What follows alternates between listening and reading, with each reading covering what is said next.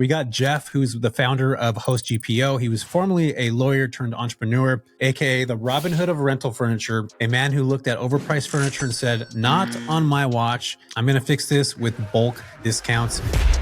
The fastest way to explain it is we're a Costco, but for short-term rentals. Like, that's what we are. You're joining HostGPO like a member, and when you join, you get to walk into our quote-unquote virtual store and buy from all these other brands that we work with. So we kind of curate this assortment of the best brands. Because we have so much volume, we negotiate these huge discounts so that you can buy even one share, but you're buying it as a part of our bigger collective.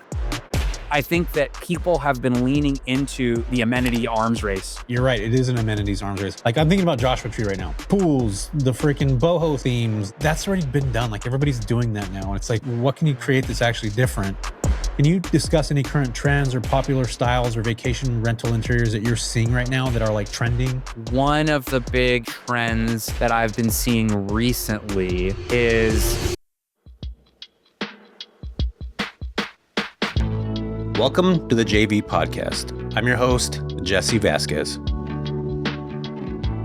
All right, folks, welcome back to the JV Show. Today, I am super excited because we have a special guest, a man who saw a problem in the world and said, you know what? I'm going to fix this with bulk discounts. A man who looked at overpriced furniture and said, not on my watch.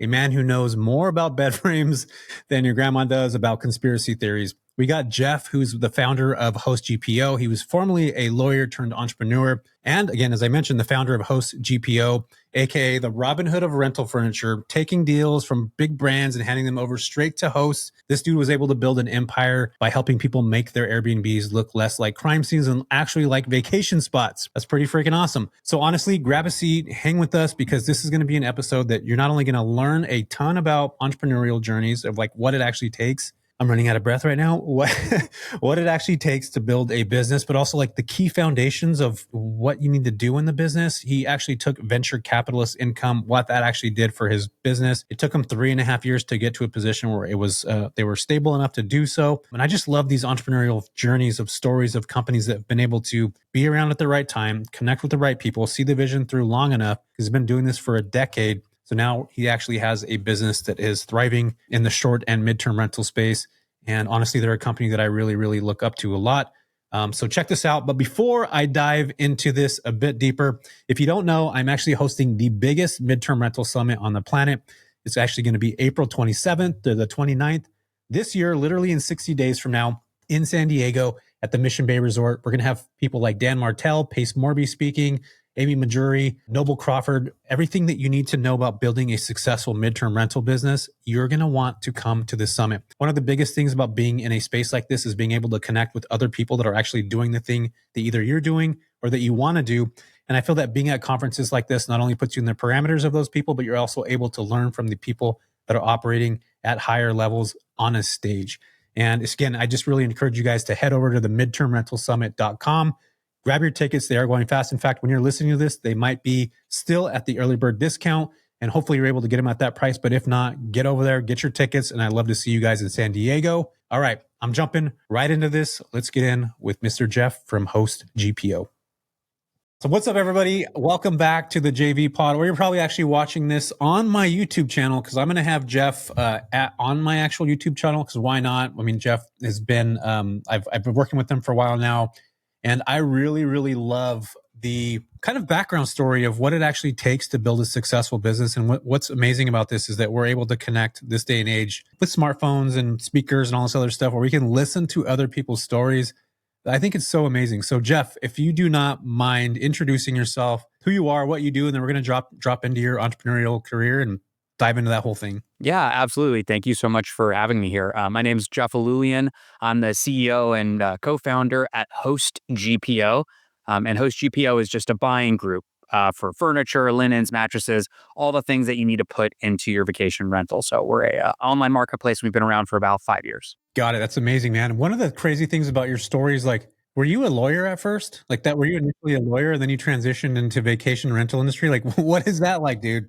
Yeah, so I've been in the vacation rental industry for almost 10 years now, about 10 years, actually.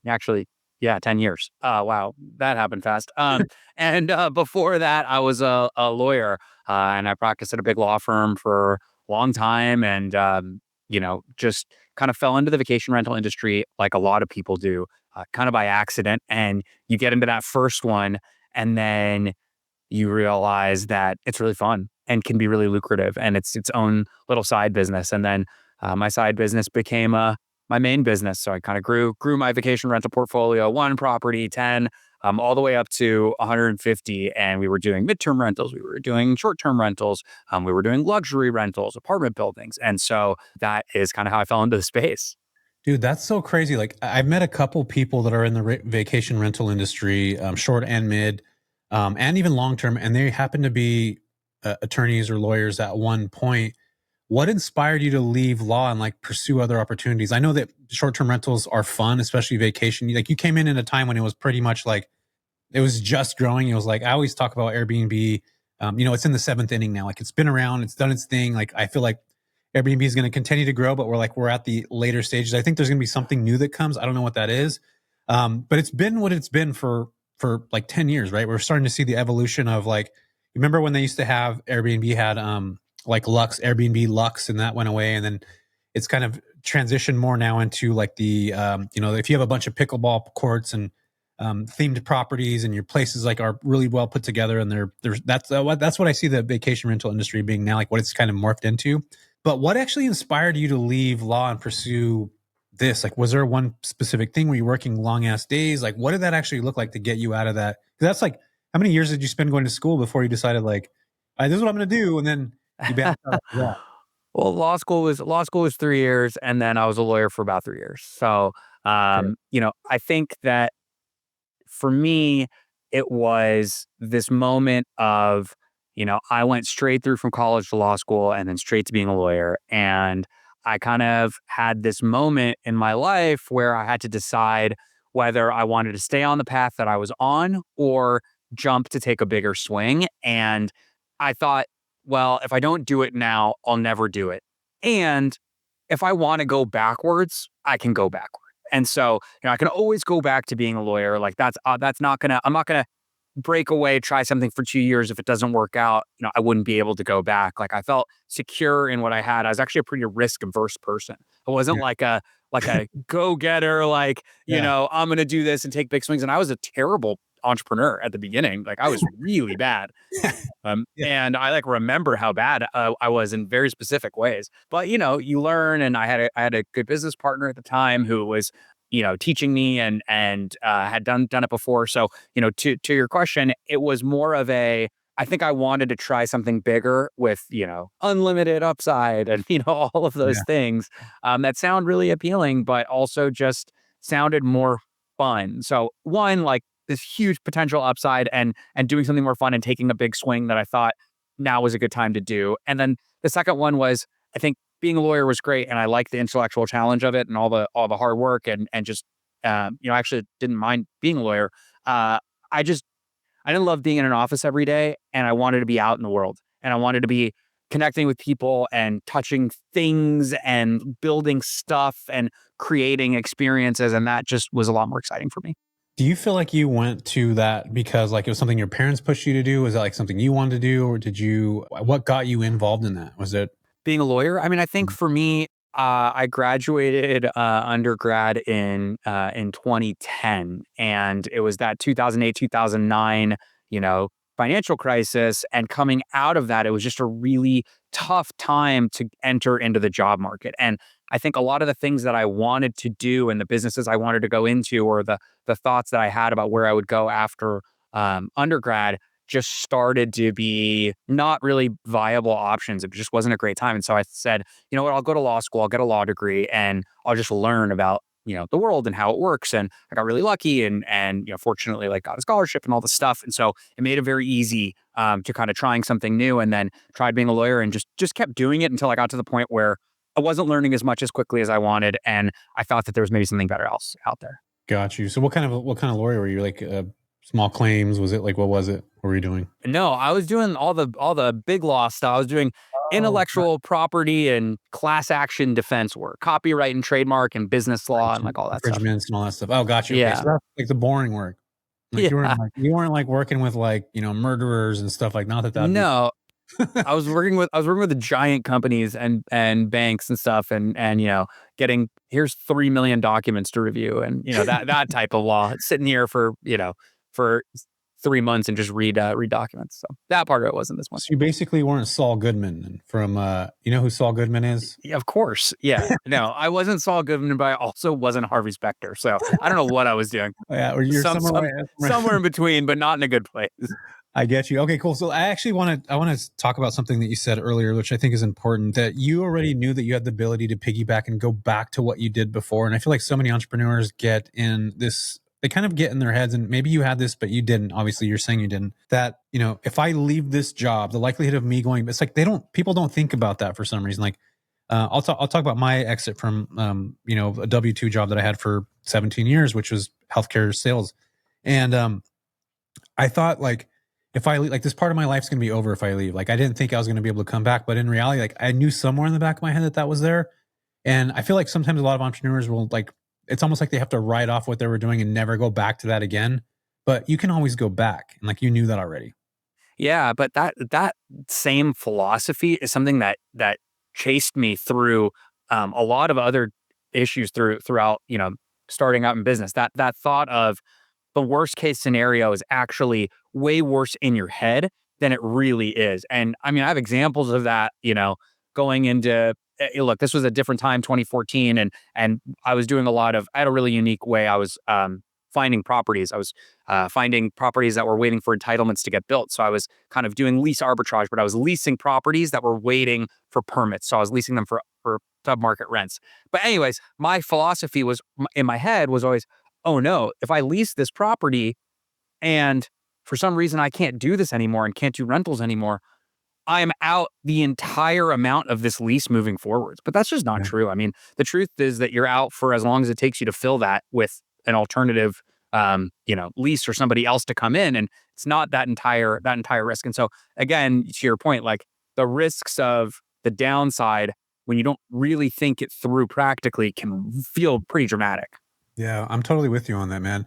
Talk to me about obstacles that you faced during this career shift. Was there anything that you had to overcome? Was there anything that was like night and day difference? Like, you're obviously setting your own hours. You didn't have to go into into an office and things of that nature. So was there any like obstacles that you had that you clearly had to face when you were transitioning from that, career to this other one? I think it's like a non-specific one, but one, I was terrible at sales, just the worst at sales ever.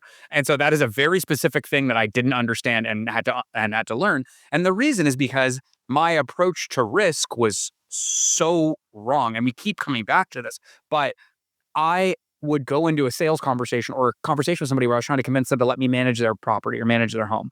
And I approached that conversation with, well, here's all the reasons why you shouldn't do this, because that's how I was trained as a lawyer, which was like, here's all of the worst case, all of the terrible, outcomes, and all of the reasons why, you should avoid doing this thing. And I had to really learn that, when you're doing business with somebody, it's more about being honest, transparent, communicative, and letting them make the decision about the risk. And as long as you are, being forward, it's not about, eliminating all possible negative consequences that can happen. So that was a hard hurdle.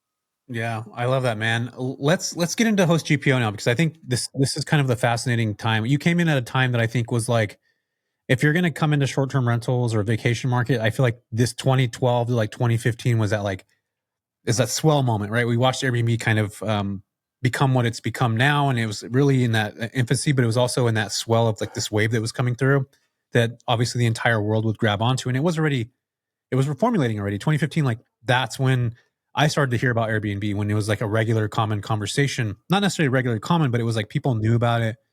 They understood it. So did you find the gap in the market from buying like group tailored vacation rental properties? Did you find something in there where you're just like, okay, this is where I see that we have the ability to do that? And then you jumped into it. For HostGPO, I think that I didn't really start HostGPO to be a company. I started HostGPO as an accident because I was setting up so many properties and I couldn't figure out what to do in my own business. I was like trying to figure out what linens to buy. And I was buying like stuff off of Amazon and IKEA and doing all the wrong things and building furniture and like buying stuff off of Wayfair, but it was like doll size nightstands showing up to homes. Like I did all this stuff that like, people do. And, I was like going to the mattress store trying to buy like, 20 mattresses. And the guy was like, what do you need these for? And I don't have them here. And, Yeah. like there wasn't really a solution. And so I was paying a lot of money for not great quality stuff. And the host GPO, and GPO stands for Group Purchasing Organization. So the concept of group buying really happened when I was at a conference and I was just networking with other people. And it was this moment where, we were all standing around and somebody just goes like, well, where do you get your mattress from? And somebody was like, where do you get your mattress from? And everybody's whispering to each other. And I was like, yeah, I was like, well, why are we whispering? Like, just, let's all buy the same mattress and, get a discount. And that's kind of how it started with a dozen or so companies that got together, determined kind of what the main brands that we liked were, and just started going down that road. And then it exploded after that. So, the way it really started was I was trying to save myself some money and also find better quality product and, kind of source everybody's knowledge together to find those deals and then negotiate them for So you kind of took that collective effort and created the community, which was already there. You were at a conference and you were just networking with people and they're like, yeah, we like to use Nectar mattresses or whatever. I'm just giving you an example. So then you were like, I need to buy 20 of these already and I need to figure this stuff out. And so it kind of started to come to fruition at that point. So was there any steps you initially took to develop the concept? I mean, you kind of talked about it a minute ago where it's just everybody needed something, but was it just that like aha moment where you were just standing together with everybody and you're just like, everybody's whispering right now, which is weird because we're in a conference, but also now this kind of makes sense. Was it just like that light bulb boom moment where you're just like, that's it? Yeah, it was probably like 2 or 3 kind of light bulb moments that happened when I think back, and they were all aligned and then they all kind of just came together. And one of them was that standing around, and that moment was, oh, this is a real problem, right? This isn't an inconvenience. This isn't me trying to solve something that's would be better this way or that way, but you know, it's just different flavors rather than like solving an actual problem. This is a real problem that multiple people standing in the circle are having. So that was one. The second one was learning about GPOs. I was in Las Vegas. I was at another conference, unrelated.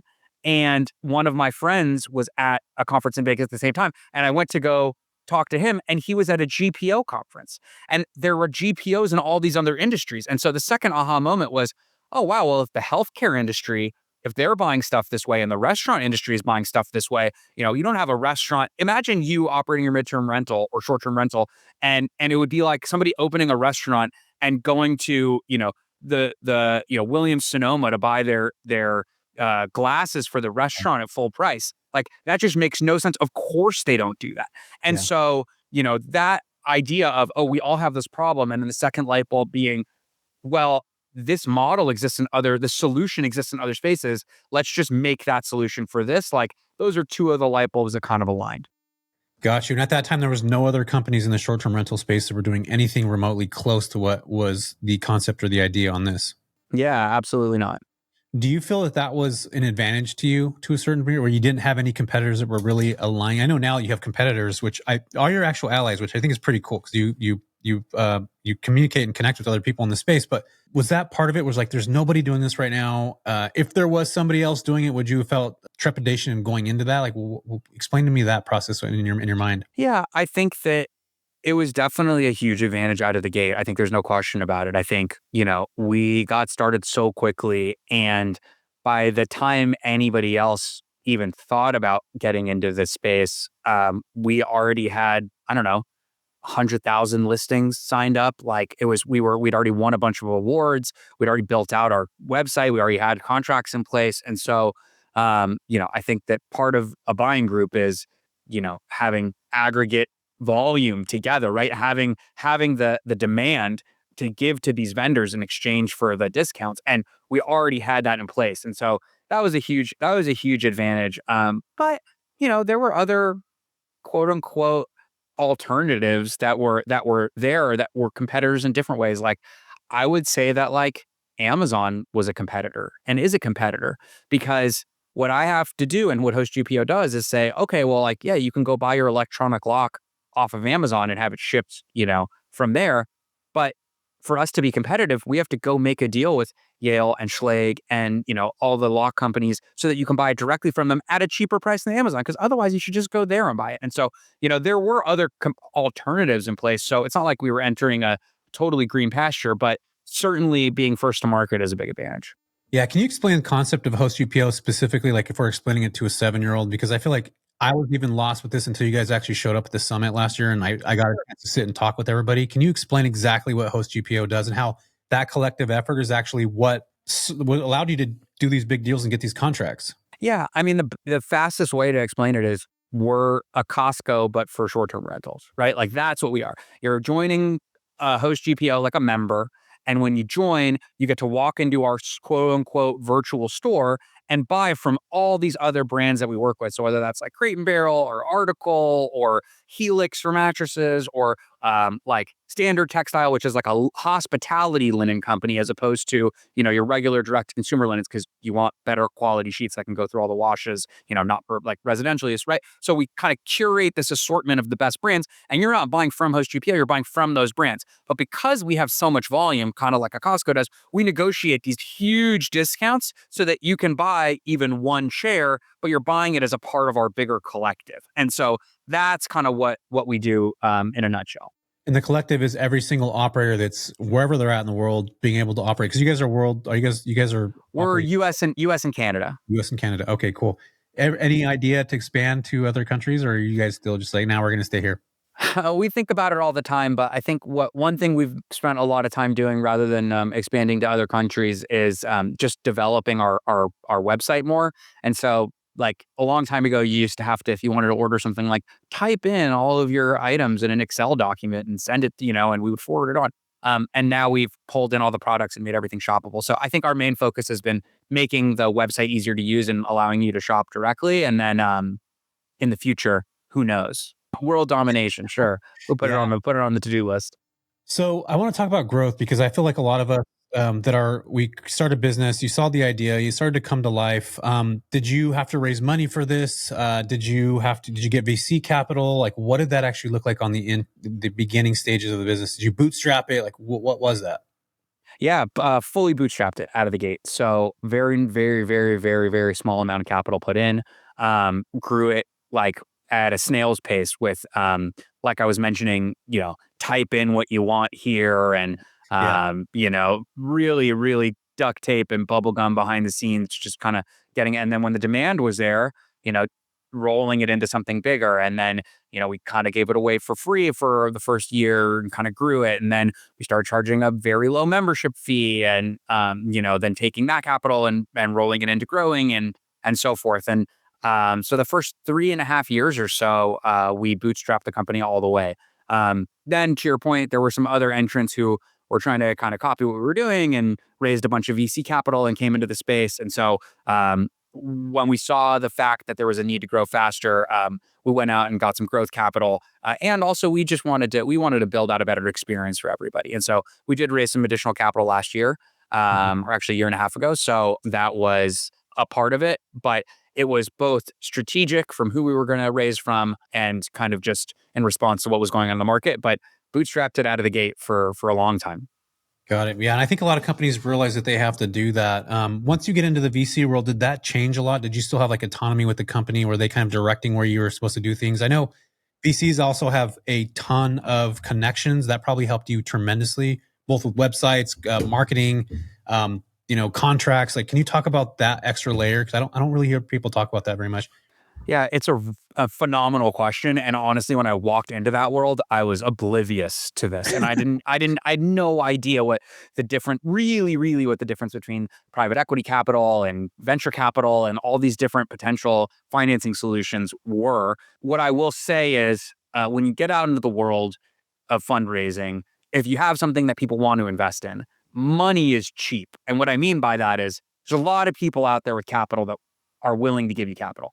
But Right. to your point, you want to raise from somebody that, but I mean, it depends. Sometimes you might not want this, but I was looking for somebody and investors that would allow me to keep my autonomy and keep kind of control of the direction of the company, that did have a ton of connections that would be useful for me and who I genuinely liked as people. Because I think at the end of the day, you have to like the people that you work with. Otherwise, what are you doing? So to your point, we raised from people who are really strategic, could make a lot of really valuable introductions, and who aligned with not just the current vision of what we had, but the future vision of what I wanted to do. And that's certainly a place of privilege to be able to choose from. Yeah. But it was very validating at the same time. Yeah. I've talked to a lot of founders, and that's something that either founders wish they never did it and it will actually say, don't do this. Or you have other founders that are just like, look, the connections that I got, the marketing resources that we got, the approaches that we got from high level operators that did this with 100 different companies, maybe even 10 like mine already before. Like they saw what was happening. They can see the future. They can see around the bend. They're thinking at that level.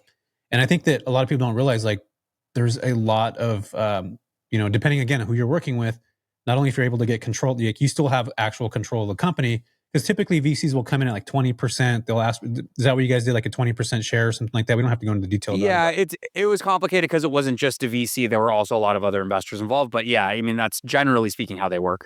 Got you. So yeah, so they'll open the doors to like all these different opportunities right there. Was there any strategies in particular that you were like, man, this helped us scale GPO, which whether that's partnerships or marketing approaches or community building?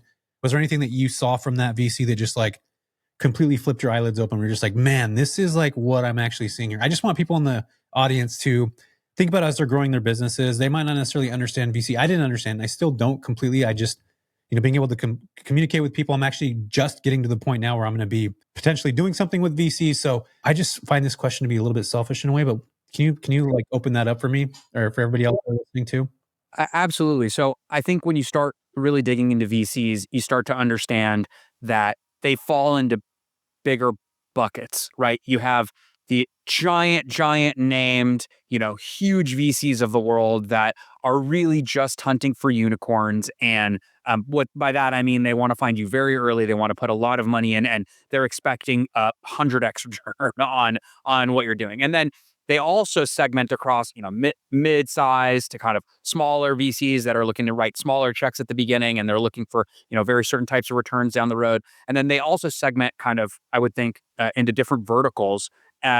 Those bands are things like I was looking for a prop tech VC because at the end of the day, the introductions that I was looking for were other real estate companies or technology companies in the property and physical space world, because ultimately HostGPO caters to short-term rentals, midterm rentals, those types of physical property companies. And so that was something that was very kind of interesting to me. We also play in probably some other verticals beyond that. But I think that you can start looking at things in terms of what size are you looking for, and then what vertical are you looking for. And a great way to start out looking for VCs, and I learned this when I was on my journey, was look at other companies who you think you're similar to, and in whatever way. And then you can look up who funded them and at what stage. And then you can start to look through the portfolio companies. I mean, when you go to a VC's website, it's just, this is who we are. This is generally the check size that we write. And this is a list of the types of companies that we have invested in. And that's kind of the preliminary test of what you're looking for. So I hope that's somewhat helpful. Yeah, no, it definitely is. I've always thought that would be such a cool job. Like, you see these private VCs, like there's so cool. Wouldn't that be so fun to just like to do? I mean, we see it with Shark Tank, right? Where it's like people come up, they pitch their ideas, and either yay or nay it, I'll give you this amount of money. Like, I love that. Like, it's I'm getting goosebumps talking about it because I think it's so cool, because they're not only are you like building somebody else's dream, you're actually still owning a part of it and you're funding that. And I think that part of just like capital has always been the restraint for most people. What doesn't matter what you're doing, you're starting something off, like unless you're able to do something with no overhead right away, freaking amazing. But you said something that I think is important for everybody to recognize, is that a lot of time when you're starting a company, it's slow growth. I mean, you're talking 3.5 years, right? Before you were like, okay, cool. We're like in a position now. We're going to maybe start to look at VCs. Probably had 100,000 people already in your database that you were working with on a regular basis. People that were signing up for your stuff, which I think is pretty cool. Again, I think timing is really important. I think you were in the perfect time bucket of where you were actually at in life, especially getting out of position as a lawyer. So Hey everyone, if you are feeling stuck or not like you're making the progress you want in your midterm rental journey, I've got something that can change everything for you. Imagine being part of a community that's not only supportive, but filled with like-minded individuals who are driven to succeed just like you. Whether you are just starting out, looking to take care of your business to another level, my community is designed to help you break through those barriers. We're currently opening up registration for new enrollees, so if you're serious about building a thriving midterm rental business and you want to leverage my 10,000 hours of experience, this is your chance. Don't miss out on the opportunity to learn, grow, and connect with others in the same path. I hope to see you guys. The link is in the show notes, and let's build something incredible together. Let's get back to this episode. Now, I want to kind of shift this conversation and go more into, challenges that you encountered during scaling. Was there anything that was particular that you guys ran into, and like, what did you guys do to address those? Was there anything you can think of that pops off the top of your head? Yeah, I mean, I think, and before jumping into that, I just want to say that I think you and I both have that same VC like Yeah. itch of like, this is so cool because that's what we're doing right now, right? Like you're helping people grow their businesses. And we feel very much the same way. Like the reason why I get so excited about HostGPO in this industry is because we are a solution in an industry that's built of entrepreneurs and people that are growing their businesses and either vacation rental, midterm rental portfolios. Like you're already our people, and we're trying to help you grow those businesses. It's the same thing as like, working with and helping other people grow their businesses. It's something I'm really, really passionate about and the company's passionate about. But to your question about what kinds of roadblocks and growing pains we've had to go through, I think a big one for me is, I've had to experience this multiple times. I think in the vacation rental industry, it was going from 1 to 10, 10 to 50, and then crossing like 100, 150. Like those all were very meaningful because you have to, I think one of the hardest growing pains is people management and figuring out what and when an organization has to split up and move around to have different managerial structures controlling and working over different segments. And so when you're in something like I don't know, when you're working at an accounting firm or something a little bit more straightforward, it's like the managerial structure, even a law firm, the managerial structure is very clear. Paralegals, associates, partners, junior partners of counsel, senior partners, right? There's all these different tiers and structures, and the pyramid is very clear. When you're working in a startup, one of the big growing pains, and even in a short-term rental or midterm rental kind of startup business, one of the big growing pains is just, when do I need people and what kinds of people do I need, and how to balance growth mindset of like, are these the people that I'm going to need 6 months from now, or do I need these people 6 months ago? And is the right person coming across? Am I going too quickly? Am I going like that pacing of people management alongside growth is a super complicated growing pain that I never quite am able to figure out, but I feel like I'm getting better at it. You know what, man? You brought something and I just wrote it down.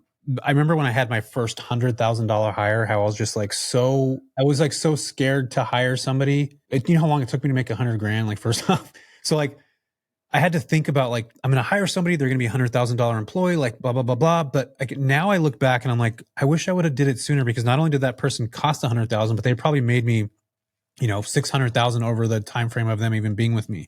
So did you ever have that same thing where you like, when you're either starting off or maybe midway through the business, where you had to invest in employees that were, expensive, and, sorry for everybody that's listening to this that works at HostGPO. But like, did you have that, like, did you ever have that where you're just don't like, worry, they don't listen to this stuff. Okay, cool. They don't listen to me talk. They listen to me talk all the time. Like, they're not gonna listen to you on a podcast, but did you ever have that mindset where it's like, man, this is like, I don't want to invest in these people. I think I could just do it myself. I could do it better. Did you have that mindset ever? Or were you always like super forward thinking, like, I'm going to invest in talent? No, that's not natural for me. My natural reaction to every problem is, oh, I'm just going to do this myself because I've done it myself and I can do it. And I'm just going to, brute force and work as hard as I can because, that's my mentality, right? That's my natural reaction to every problem, which is super unhealthy. And I work very hard to like get around that the other way. But what I will say is that one benefit I've had along this journey, which I think you have had too, is not a lot of people, I think some founders go from, I was a consultant or I was worked at a big company, and now I'm going to start a startup or start a business, and I'm going to raise capital right out of the gate, and then I'm going to go and hire all these people and so forth. That Yeah. is so much harder, I think, than our experience, or at least my experience, which is in my short-term rental company. I was building the furniture and painting the walls and meeting guests to check them in, and filing damage claims and all of that stuff myself. And in Host GPO, the first 3.5 years, I was doing all the onboarding phone calls, and I was doing all of that stuff. And so, and it wasn't other people's money, right? It's nice if you have it and it's useful, but even when I started managing properties as a property manager, in the short-term rental space, I had my own properties before that. My first 10 properties, 20 properties, they were my own. And so you learn how important every dollar is when it's your own and you are in control of it. And then I think it gives you some appreciation when you start to hire somebody whose salary is, you know, six figures, and you really start to understand, oh, this is what I am asking of you because I've done it. And I think, people talk about doing every job at some point, to some degree yourself before you hire somebody else to do it. And I really do think that that is the only reason why I'm able to you know, run the payroll. Yeah. Did you ever read the book, The E-Myth? No. No? Okay, cool. Yeah, there's a book about, it was like one of the first books that I read where it talks about, basically like Dan Martell talks about buying back your time, right? This is like 10 years ago. Sure. The book, The E-Myth, is basically about, it's the stories about a woman that works in a bakery. She owns it. She's like, people that bake, like if you own a bakery, you got to get there at freaking butt crack of dawn. You start the bread, you start doing the whole thing, and you leave like literally 7, 8 o'clock at night. So a lot of these people will spend in the restaurant business, like literally a big chunk of their life in the restaurant. And you can't scale like that because now your time is now consumed in the business. And that book really kind of started talking about what we're talking about right now. It's where you're starting to like outsource certain people that are going to do certain things. And you start to like finally start to come to that brave wavelength or that energy that's like, these people are going to help me build. They're going to be able to do these things for me. Yes, I'm going to have to give them some of the obviously the profit that we're making, but the likelihood of me being able to grow and get time for myself is like, it's important, but also I'm going to do the things that I'm uniquely qualified to do. And that right there is like the biggest unlock advantage that a lot of people don't necessarily know. Did you have that moment where you're just like spinning your wheels and you're just like, I need to do the things that I'm uniquely qualified to do? You said you weren't good at sales. I know you're good at sales. I watched you, communicate on a stage. Like you have that now. But was there a moment in time where you were just like, man, like, based off this conversation right now, do you feel like there was a moment like that where you're just like, trying to figure stuff out and you finally had that like, yeah, moment?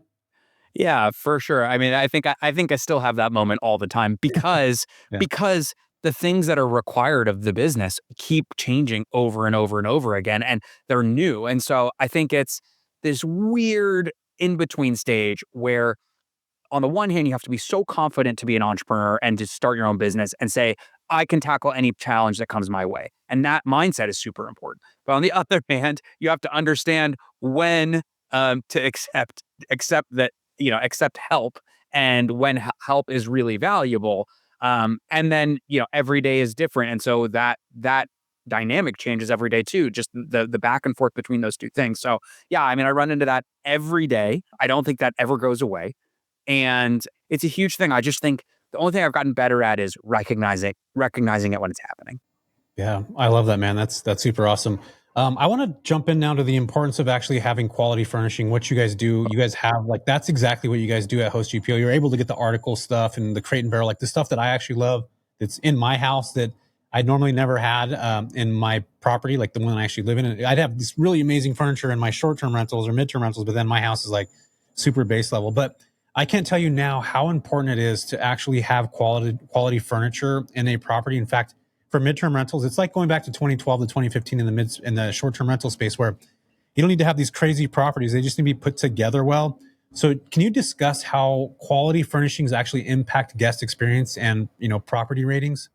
Yeah, 100%. I mean, this is a huge, huge learning lesson. I literally was talking to somebody. We had somebody come on and join our team call to tell us about their experience in short-term rentals. And they were just saying the same thing, that they were on their third Amazon couch, and had replaced it within 16 months, their third couch, and they were realizing, wow, this is probably costing me more in terms of time and just replacement cost than ever before. And so Look, I think this affects the quality of your listing. It affects so much and impacts so much, both in terms of your business operations, your return on investment, the amount of revenue that you're taking in, and just overall profitability. And so, when you think about, I mean, I could attack this so many different ways, but when you think about profitability, right, you're thinking about everything from how much revenue you're driving. And so, yes, have better quality furniture that looks better. That means somebody's going to look at the listing, realize that, and then click it and say, wow, I want to pay $5 more, $10 more for this listing over the other one, or I want to stay in this one at all versus the other one. And so,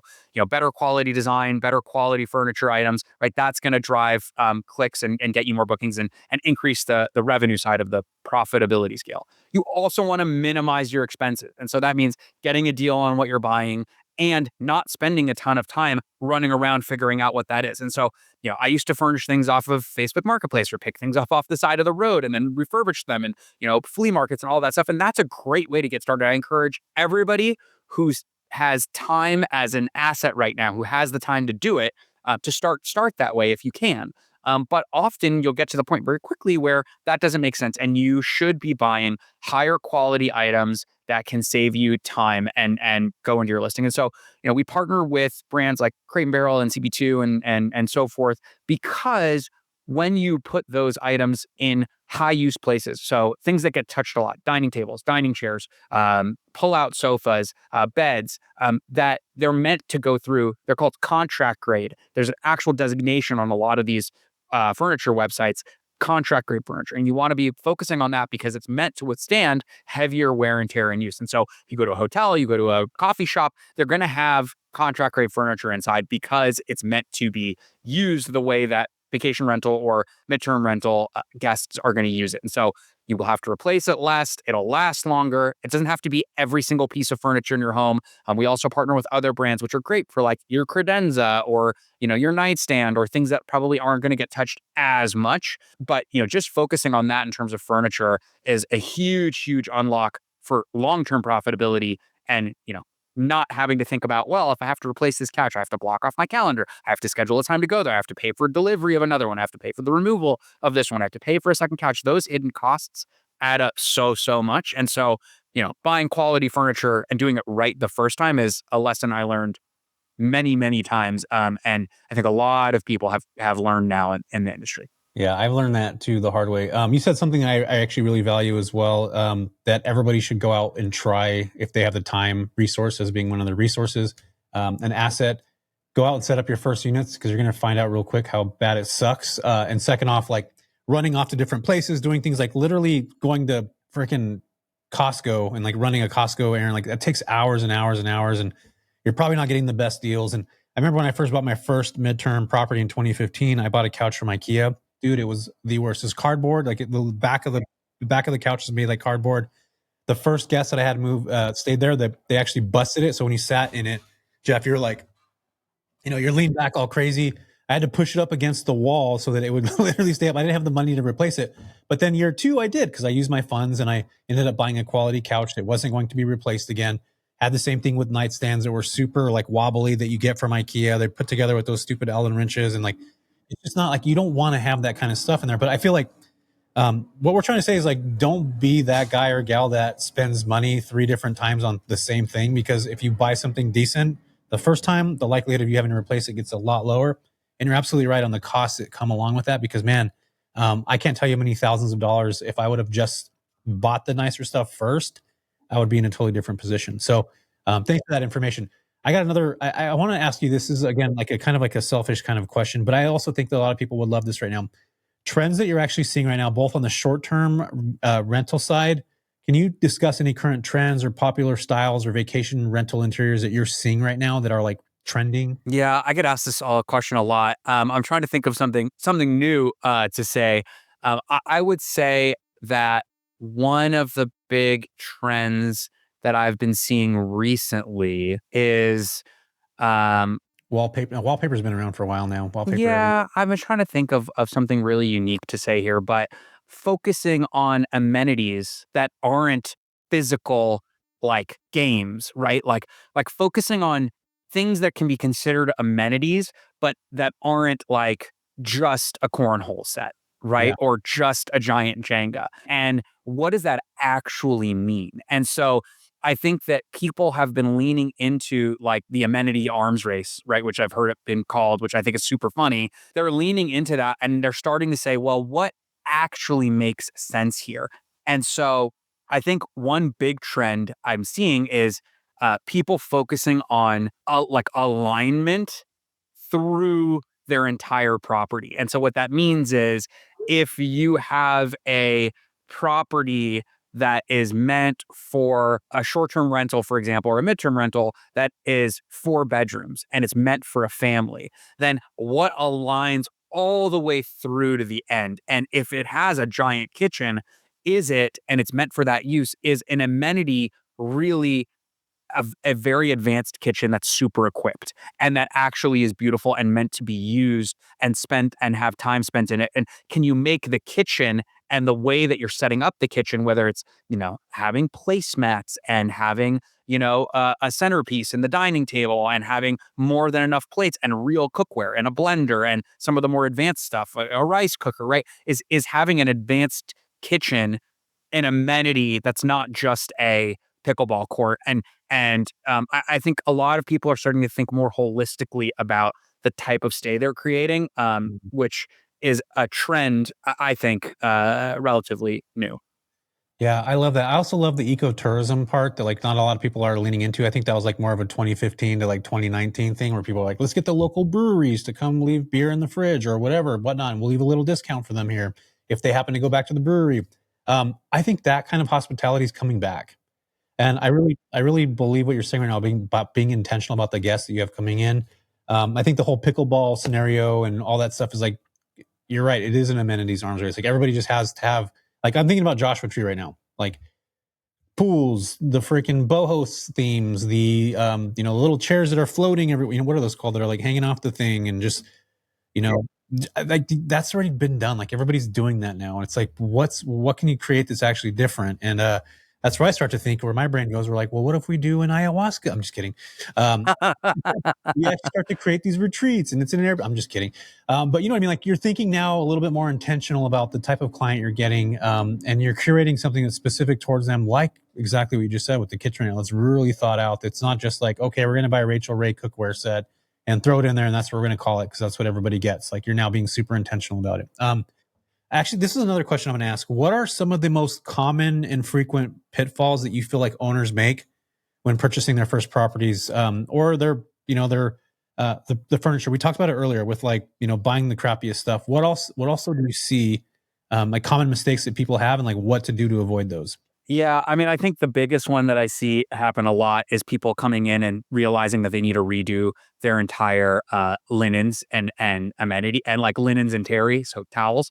Um, because what ends up happening is you launch your first property and you're running around and you're buying all the stuff, and so you're at whatever the store is, Costco, Marshalls, whatever, and you're like, oh, I need 3 bed sheets. I need 3 sets of bed linens, or I have 3 beds, so I'm going to buy 6 or whatever. And you don't buy enough, or you buy whatever is there at the time. What you don't realize is those retail stores, every season, that stuff's going to change. It's not going to always be the same. And by the way, they might not be stocked up enough to have you come in and buy 70 pool towels or whatever you need to keep in your inventory, whatever that amount is. And so one of the biggest pitfalls I see when people set up units the first time is they start buying things because they're like, I'm here and I'm just going to grab this. And what ends up happening over time is you're not buying, intentionally at the beginning. And so you end up with like an off-white bed sheet and a cream pillowcase and a bright white duvet. And then it starts to feel like you're not staying at a curated property where, again, like you walk in, there's all the same linens, all the same white sheets. Like that's going to be a huge, huge signal to whoever is staying there that this place is clean, this place is intentional, whoever's doing this is paying attention to what's happening. And so one of the biggest pitfalls I see is just not buying the right linens kind of at the beginning, because you end up, having to mismatch things and then replace them all down the road. Yeah, I'm with you on that. I was thinking about my first property. Exactly what you just said right now is I bought Magnolia sets. You remember that when Sure. Joanna Yeah, of course. came out with her line and I was like, it was at Target and I was like, yeah, I'm going to get It was everywhere in Target. It had its own aisle. yeah. And I was like getting all this Magnolia stuff. And I was like, this is awesome. First off, that you can't wash that stuff a lot. It's not made to be washed multiple different times. It faded really quick. It started to get really wrinkly. It just like, it wasn't what you would consider short-term rental bedding at all, or midterm rental bedding. Like, it just didn't work. Like, it was expensive. But again, I did that where everything was mismatched. I tried to go back and get another copy of the same thing. She didn't have it anymore, or Target didn't have it anymore. So I was trying to figure stuff out. That was freaking rough. So you guys heard it from Jeff himself, who sees and communicates with people regularly about these specific things. So, Jeff, I got another question for you. Sure. This is kind of a two-part question.